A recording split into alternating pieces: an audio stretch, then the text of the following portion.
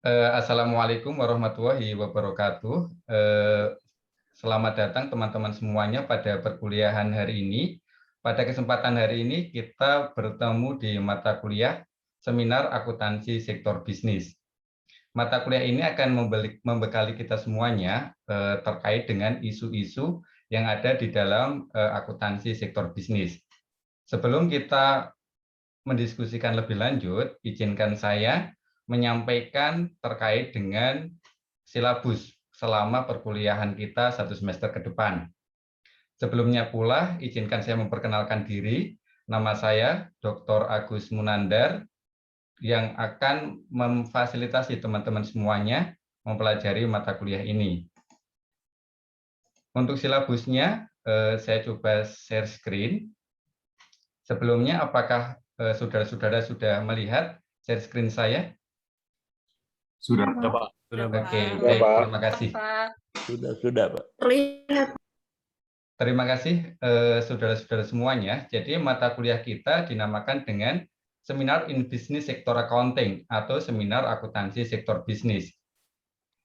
Mata kuliah ini memiliki kredit 3 SKS yang untuk itu memiliki bobot kurang lebih 150 menit jam pembelajarannya. Setelah saudara-saudara semuanya mempelajari mata kuliah ini, saudara-saudara diharapkan yang pertama memiliki perspektif yang luas terkait dengan isu di dalam akuntansi sektor bisnis. Untuk itu, setelah perkuliahan ini telah saudara selesaikan, saudara memiliki perspektif yang cukup luas terkait dengan praktek-praktek maupun isu-isu yang terjadi di dalam akuntansi sektor bisnis. Misalnya isu terkait dengan tax amnesty, ataukah isu terkait dengan triple bottom line yang sebelumnya sektor bisnis hanya bertumpu pada aspek keuangan saja. Dengan adanya triple bottom line, sektor bisnis bertumpu pada aspek lainnya, yaitu seperti aspek people dan planet. Yang kedua, setelah mengikuti perkuliahan ini, saudara-saudara diharapkan mampu menyelesaikan permasalahan praktek akuntansi berdasarkan hasil riset. Untuk itu, setelah mengikuti perkuliahan ini, teman-teman atau saudara-saudara harus bisa melakukan riset terkhusus untuk memecahkan persoalan di bidang akuntansi. Yang ketiga, saudara-saudara semuanya memiliki kemampuan komunikasi yang baik terkait dengan konsep dan isu-isu di dalam akuntansi sektor bisnis. Untuk itu, di mata kuliah ini, nanti saudara-saudara akan mempelajari terkait dengan konsep-konsep seperti konsep teori, kemudian konsep pengukuran, konsep pajak, kemudian konsep EMKM, SAK, standar akuntansi keuangan, dan seterusnya. Itu kurang lebih tujuan pembelajaran dalam mata kuliah ini.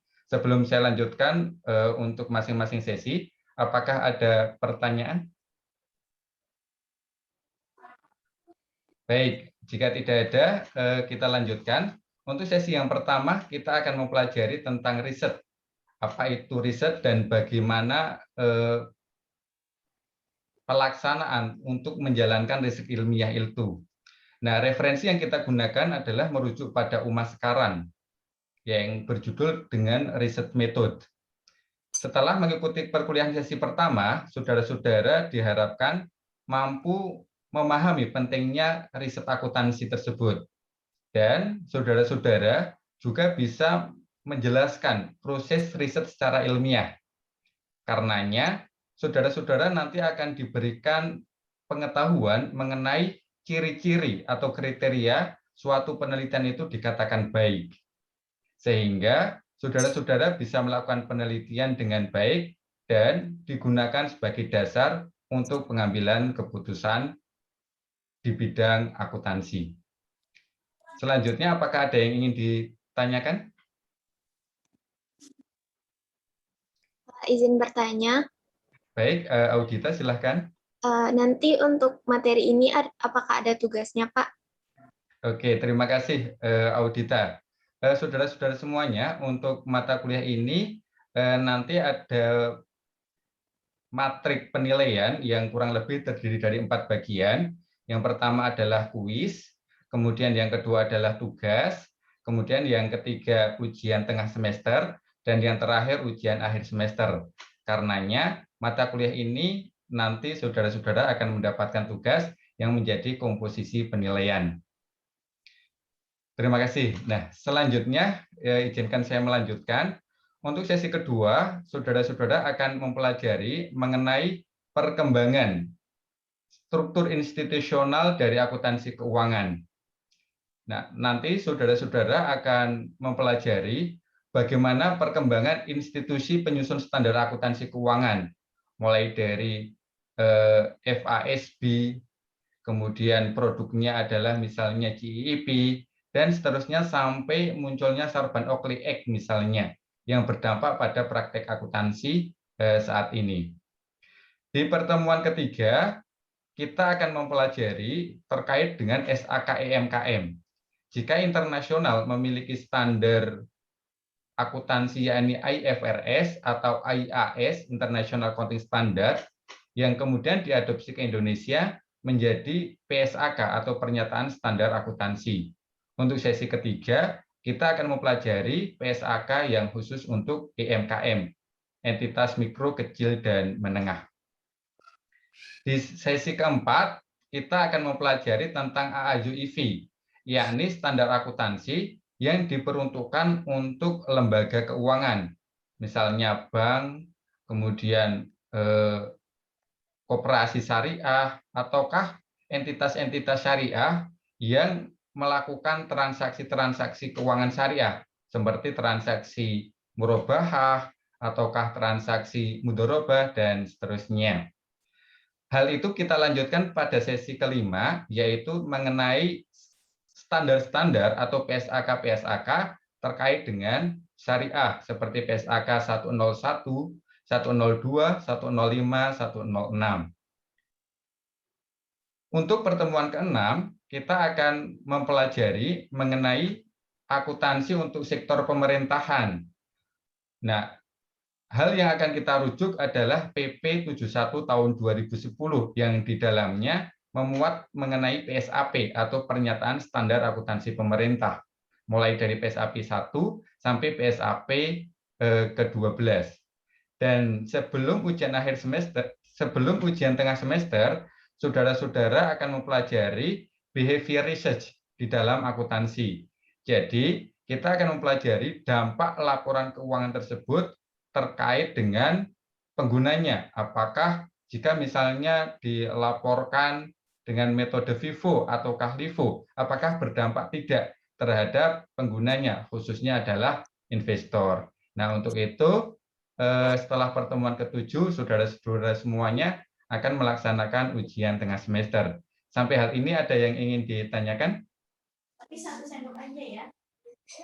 Pak Agus izin bertanya, berkaitan dengan materi-materi yang jadi referensi, Pak, kira-kira bisa didapat dari mana ya?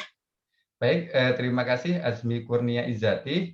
Jadi untuk materi-materi seperti PSAP 1, kemudian papernya Suwandi 2013, dan materi-materi lainnya, nanti saudara-saudara bisa akses di e-learning yang saudara-saudara sudah memiliki username dan password-nya. Atau seringkali kita sebut sebagai disajikan di LMS, Learning Management System, kalau di kita adalah learning.esaunggul.ac.id. Terima kasih. Baik, teman-teman semuanya atau saudara-saudara sekalian, kita lanjutkan untuk pertemuan setelah ujian tengah semester. Kita akan mempelajari sustainability accounting, yakni perihal pelaporan akuntansi yang berkelanjutan. Sebagaimana tadi di awal saya sampaikan, bahwa akuntansi untuk saat ini merujuk pada triple bottom line, yakni profit, people, dan planet.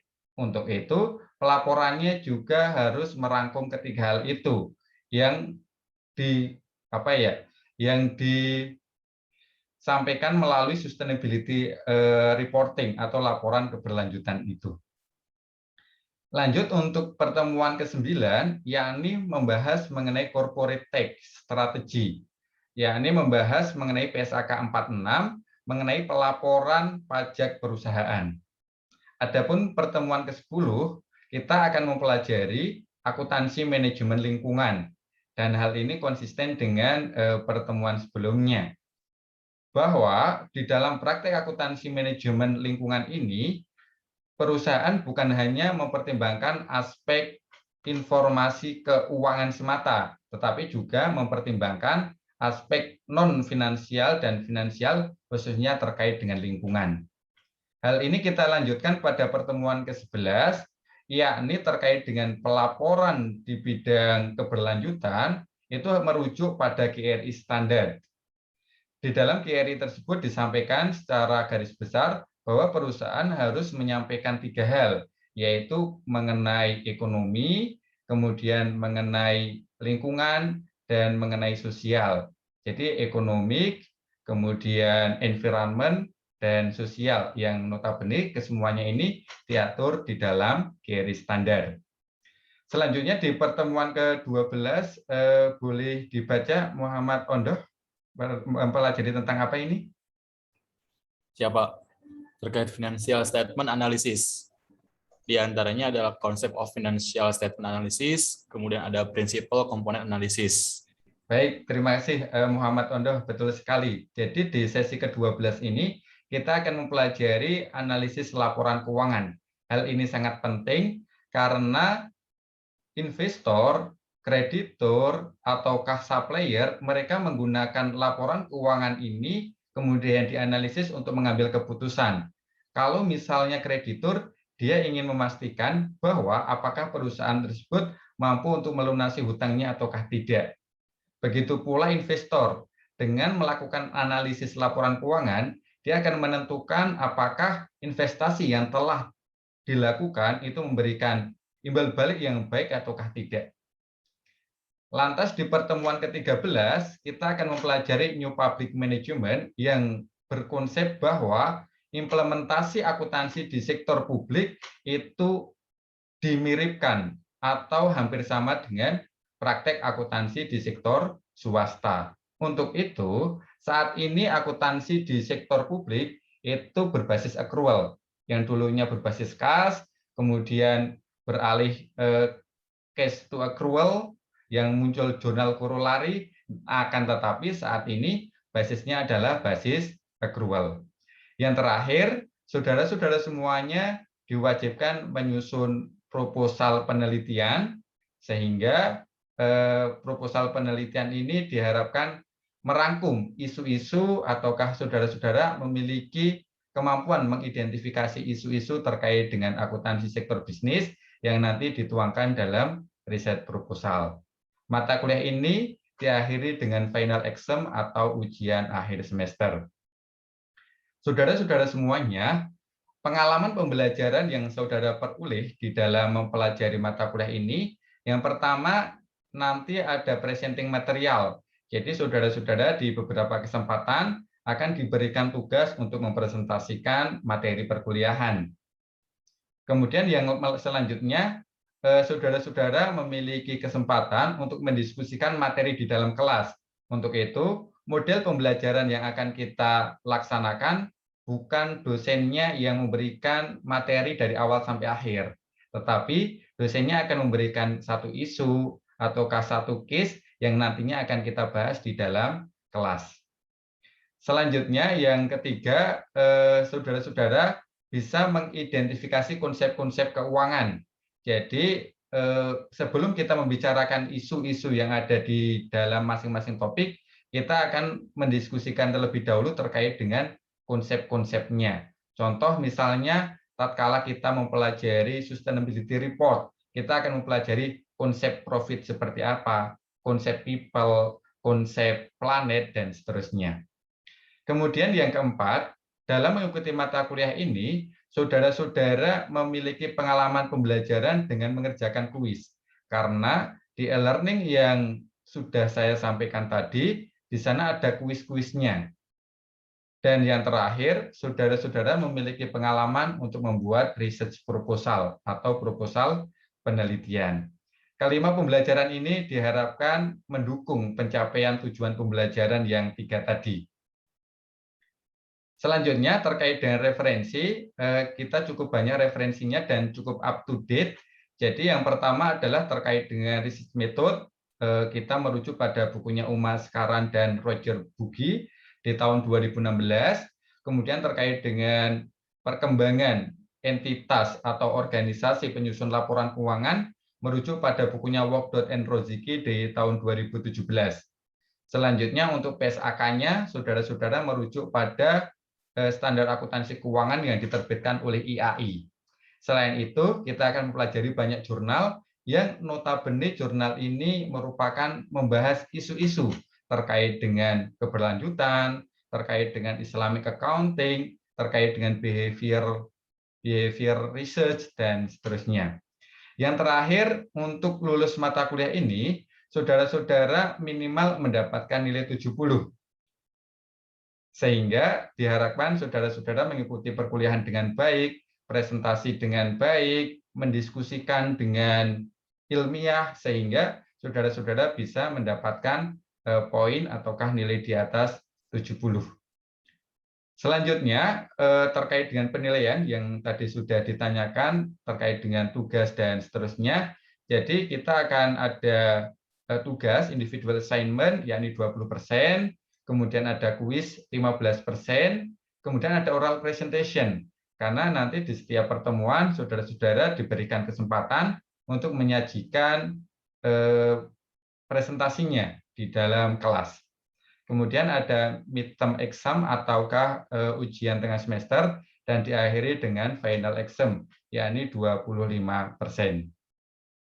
Kurang lebih demikian hal yang akan kita pelajari di dalam mata kuliah ini, dengan harapan pembelajaran kita dapat meraih atau mencapai tujuan pembelajaran. Demikian silabus mata kuliah seminar akuntansi sektor bisnis. Terima kasih.